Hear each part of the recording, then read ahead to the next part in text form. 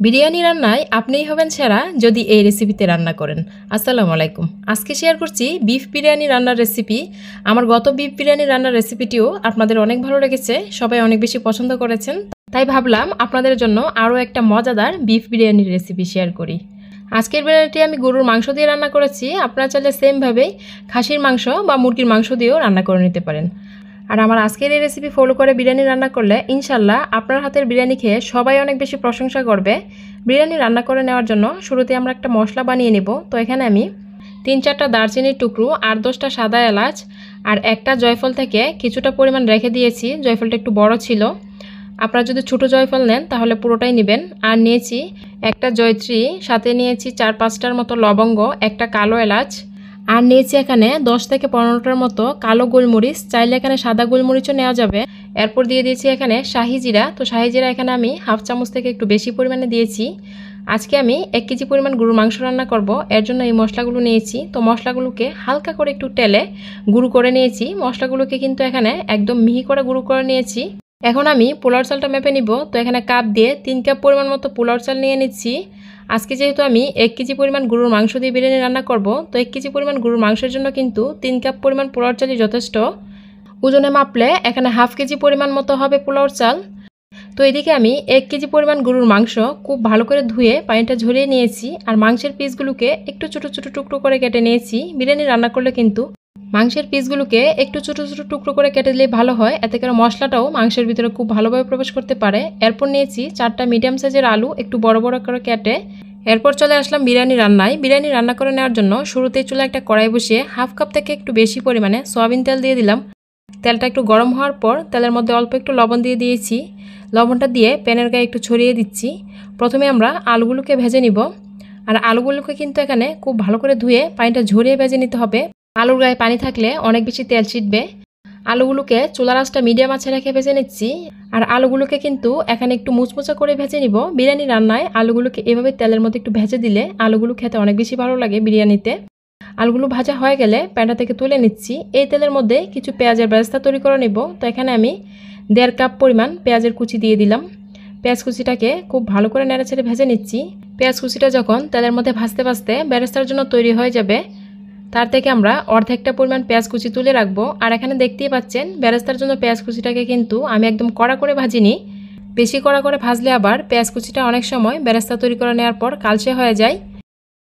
এরপর আমরা এই তেলের মধ্যেই 1 কাপ পরিমাণ পেঁয়াজের বাটা দিয়ে দিলাম। আর এখানে কিন্তু চাইলে পেঁয়াজের কুচিও ব্যবহার করা যাবে। এরপর দিয়ে দিচ্ছি এখানে 1.5 টেবিল চামচ পরিমাণ আদা বাটা, 1.5 টেবিল চামচ পরিমাণ রসুন বাটা। বিরিয়ানি রান্নায় সবসময় আমি আদা রসুন বাটাটা সমান সমান দিই, এতে করে কিন্তু বিরিয়ানির টেস্টটা খুব ভালো আসে। আদা রসুন বাটাটা দেওয়ার পর খুব ভালো করে আদা রসুন বাটাটাকে তেলের মধ্যে নেড়েচেড়ে ভেজে নিব। 3-4 মিনিট সময় নিয়ে আদা রসুন বাটাটাকে তেলের মধ্যে এইভাবে ভেজে নিলে আদা রসুনের কাঁচা গন্ধটা চলে যায়। আদা রসুনটা ভেজে নেওয়ার পর এই পর্যায়ে এখানে 1 টেবিল চামচ পরিমাণ জিরার গুঁড়া, 1.5 টেবিল চামচ পরিমাণ শুকনা মরিচের গুঁড়া, 1 টেবিল চামচ পরিমাণ ধনিয়ার গুঁড়া দিয়ে দিলাম। বিরিয়ানি রান্নায় মশলার পরিমাণটা ঠিক রাখতে পারলেই কিন্তু বিরিয়ানিটা একদম পারফেক্ট হয়। এরপর দিয়ে দিচ্ছি এখানে স্বাদ মতো লবণ। লবণটা দেওয়ার পর এই পর্যায়ে এখানে বিরিয়ানির মশলাটা দিয়ে দিচ্ছি, যে মশলাটা শুরুতে বানিয়ে নিয়েছিলাম। এইভাবে টাটকা মশলা বানিয়ে বিরিয়ানি রান্না করলে কিন্তু বিরিয়ানির স্বাদটা দ্বিগুণ বেড়ে যায় আর মশলার পরিমাণটা একদম পারফেক্ট থাকে। তো বিরিয়ানির মশলাটা দেওয়ার পর সবগুলোর সাথে খুব ভালো করে নেড়েচেড়ে ভেজে নিচ্ছি। এরপর এখানে পরিমাণ মতো পানি দিয়ে দিলাম। প্রথমে বিরিয়ানির মশলাটাকে খুব ভালো করে কষিয়ে নিব। মশলাটাকে খুব ভালো করে নেড়েচেড়ে মিশিয়ে দেওয়ার পর এই পর্যায়ে এখানে 3টা তেজপাতা 2 টুকরা করে দিয়েছি। তেজপাতাটা দিয়ে আবারও একটু নেড়েচেড়ে মিশিয়ে দিচ্ছি। এরপর দিয়ে দিচ্ছি এখানে কিছু গোটা গরম মশলা। গোটা গরম মশলার মধ্যে 4-5টা সাদা এলাচ ও 2-3টা দারচিনি টুকরো দিয়েছি। গোটা মশলাগুলো দেওয়ার পর আবারও সবগুলো খুব ভালো করে নেড়েচেড়ে মিশিয়ে দিয়ে একটা ঢাকনা দিয়ে ঢেকে দিলাম। তো ঢাকনাটা দিয়ে ঢেকে 4-5 মিনিট মশলাটাকে কষিয়ে নেওয়ার পর এই পর্যায়ে ঢাকনাটা তুলে সবগুলো আবারও খুব ভালো করে নেড়েচেড়ে দিচ্ছি। এখন দেখুন মশলাটা খুবই সুন্দর কষানো হয়ে গেছে। মশলার উপরে তেলটা ভেসে উঠেছে। তো মশলা কষানো হয়ে গেলে আগে থেকে ধুয়ে পানি জড়িয়ে রাখা গরুর মাংসটা দিয়ে দিলাম। মাংসটা দিয়ে খুব ভালো করে মশলাটার সাথে নেড়েচেড়ে মিশিয়ে নিচ্ছি। আর এই পর্যায়ে চুলার আঁচটা মিডিয়াম আঁচে রেখে গরুর মাংসটাকে খুব ভালো করে কষিয়ে নেব। তো সব কিছুর সাথে খুব ভালো করে নেড়েচেড়ে মিশিয়ে দেওয়ার পর ঢাকনা দিয়ে ঢেকে দিলাম। ঢাকনাটা দিয়ে 6-7 মিনিট রান্না করে নেওয়ার পর এই পর্যায়ে ঢাকনাটা তুলে সব কিছু আবারও খুব ভালো করে নেড়েচেড়ে দিচ্ছি। এখন দেখুন মাংস থেকেও কিন্তু অনেকটা পানি বের হচ্ছে। আর এই পানিতে মাংসটাকে খুব ভালো করে কষিয়ে নেব। তো এখন এখানে 1/2 কাপ পরিমাণ টক দই দিয়ে দিলাম। বিরিয়ানি রান্নায় কিন্তু টক দইটা অবশ্যই ব্যবহার করবেন। টক দইটা দিলে বিরিয়ানির স্বাদটা খুব ভালো আসে। টক দইটা দিয়ে সব কিছুর সাথে খুব ভালো করে নেড়েচেড়ে মিশিয়ে নিয়েছি। হাতের কাছে যদি টক দই না থাকে তাহলে টক দইটা কিন্তু ইনস্ট্যান্ট বানিয়েও নিতে পারেন। কুসুম গরম দুধের মধ্যে একটু লেবু রস চিপে রেখে দিলে কিন্তু দেখবেন টক দই হয়ে গেছে আধা ঘন্টার ভিতরেই। মাংসটা যতক্ষণ না পর্যন্ত 80% সিদ্ধ হয় ততক্ষণ পর্যন্ত কিন্তু আলুগুলো দেওয়া যাবে না। তবে মাঝে মধ্যে অফ ক্যামেরা ঢাকনাটা তুলে একটু নেড়েচেড়ে দেই।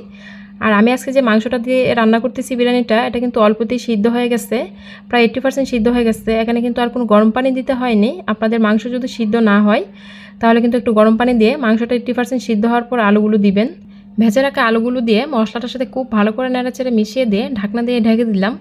তো যখন আলু ও মাংসটা পুরোপুরি সিদ্ধ হয়ে যাবে, মানে একদম পুরোপুরি সিদ্ধ হয়ে যাবে, তখনই আমরা আলু ও মাংসটা একটা ছাঁকনির সাহায্যে প্যানটা থেকে তুলে নেব।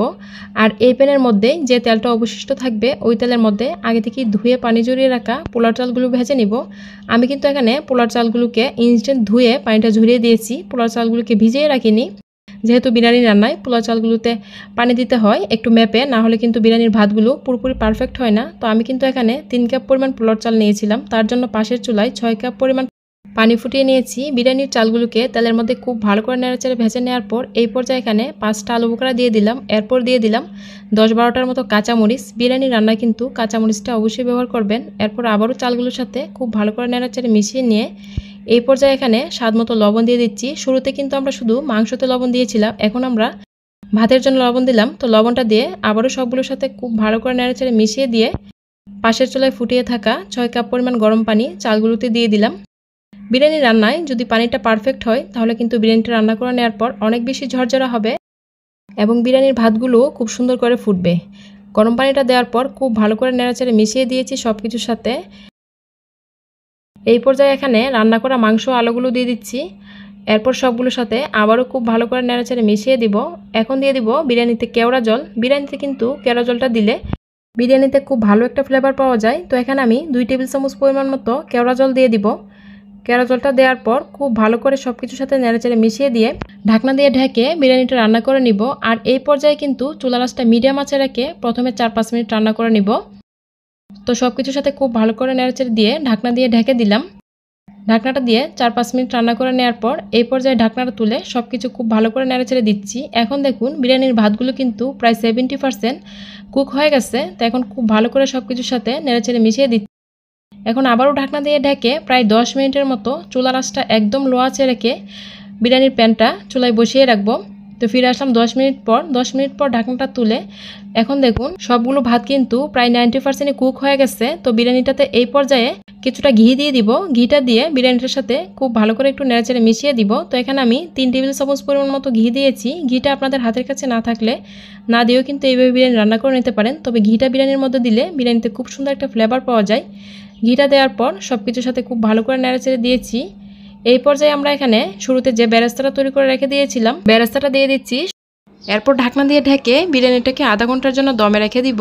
আর এই আধা ঘন্টা কিন্তু চুলা থেকে নামিয়ে রাখলে হবে। বিরিয়ানির ভাতগুলো দেখবেন পুরোপুরি ফুটে গেছে। বিরিয়ানি রান্নার মেন কাজই হচ্ছে কিন্তু পোলাও চালের যে পানিটা দেওয়া হয় পানিটা ফুটিয়ে দেওয়া। পানিটা ফুটিয়ে দিলে আর পরিমাণ মতো দিলে কিন্তু পোলাও চালের ভাতগুলো খুব সুন্দর ফুটবে ও ঝরঝরা হবে। তো বেরেস্তাটা দিয়ে ঢাকনা দিয়ে ঢেকে আধা ঘন্টার জন্য রেখে দিয়েছিলাম। তো ফিরে আসলাম আধা ঘন্টা পর। এই পর্যায়ে দেখুন বিরিয়ানির ভাতগুলো কত সুন্দর ফুটেছে আর বিরিয়ানিটা কত সুন্দর ঝরঝরা হয়েছে, আপনারা নিশ্চয়ই দেখেই বুঝতে পারতেছেন। তো বিরিয়ানিটা রান্না করে নেওয়ার পর গরম গরমে একটা প্লেটে সার্ভ করে নিচ্ছি। আমি আজকে যেভাবে আপনাদের সাথে বিরিয়ানির রেসিপিটি শেয়ার করেছি এইভাবে যদি রান্না করে খাওয়ান তাহলে আপনার রান্নার প্রশংসা সবাই করবে। এই রেসিপিতে বিরিয়ানি একবার হলো তৈরি করে খেয়ে দেখবেন। আশা করছি আমার আজকের এই সহজে মজাদার বিফ বিরিয়ানি রান্নার রেসিপি আপনাদের অনেক ভালো লেগেছে। রেসিপি ভালো লাগলে আপনাদের সবার কাছে আমার একটাই অনুরোধ থাকবে, আমার চ্যানেলটা সাবস্ক্রাইব করে দিবেন। তো বিরিয়ানিটাতে আমি একটু লেবু শসা দিয়ে সাজিয়ে নিয়েছি। এরপর আমরা বিরিয়ানিগুলো খেয়ে নিব। তো বিরিয়ানির মাংসটা দেখুন কতটা সুন্দর সিদ্ধ হয়েছে আর কতটা সফট হয়েছে। এরপর একটা আলুও ভেঙে দেখাচ্ছি আপনাদেরকে বিরিয়ানির আলুটা কত সুন্দর সিদ্ধ হয়েছে। এই রেসিপিতে বিরিয়ানি রান্না করলে অবশ্যই আপনার বিরিয়ানি 100% পারফেক্ট হবে। আশা করছি আজকের এই বিফ বিরিয়ানির রেসিপি আপনাদের ভালো লেগেছে। ভিডিওটি এখানেই শেষ করব। সবাই ভালো থাকবেন।